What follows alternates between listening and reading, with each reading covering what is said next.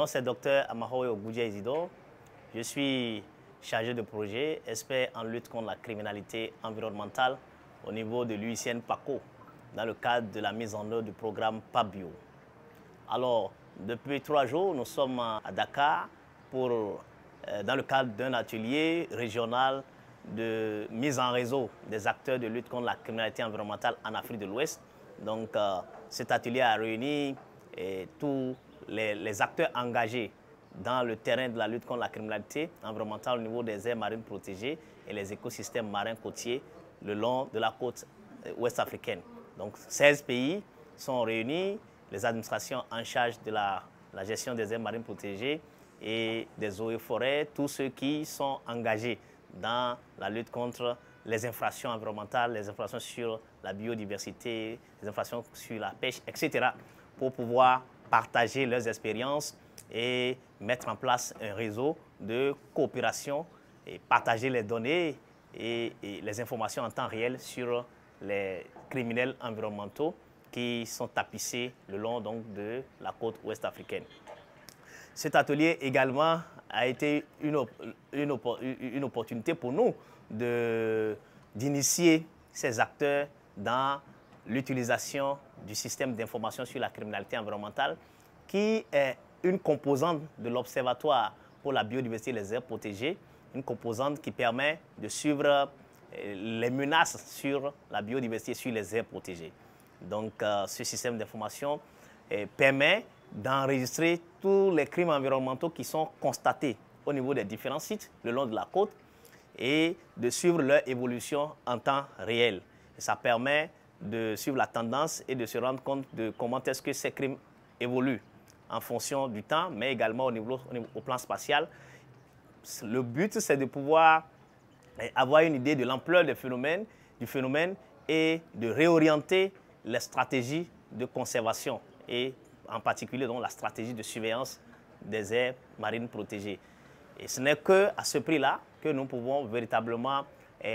avoir une photographie réelle de la pression et de redéployer en conséquence le dispositif de surveillance pour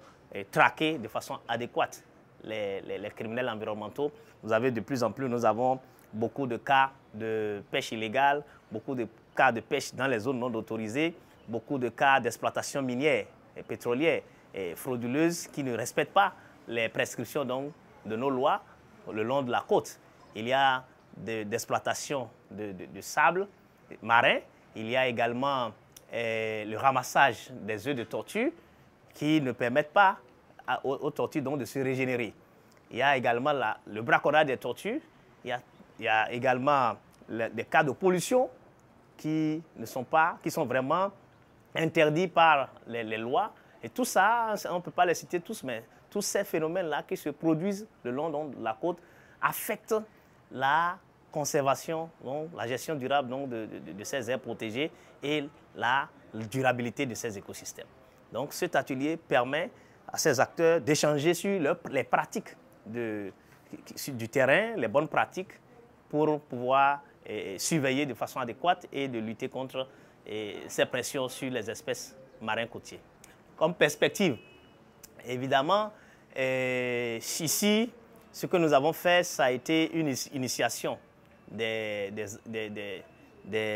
acteurs au système. Il y a beaucoup qui ne sont pas là, qui n'ont pas pu venir parce que les aires protégées depuis la Mauritanie, le long du golfe de Guinée jusqu'au Nigeria, nous n'avons pas pu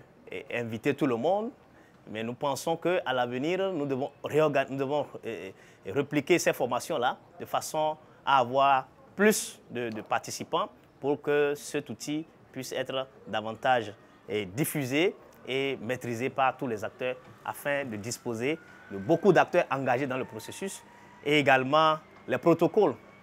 de partage de données et engager davantage les administrations qui n'ont pas encore signé ces protocoles-là pour qu'ils puissent adhérer au processus pour, au bout du rouleau, disposer de suffisamment de données et orienter les stratégies, non seulement au niveau national, mais également la stratégie régionale de gestion des aires marines protégées au niveau du littoral ouest africain.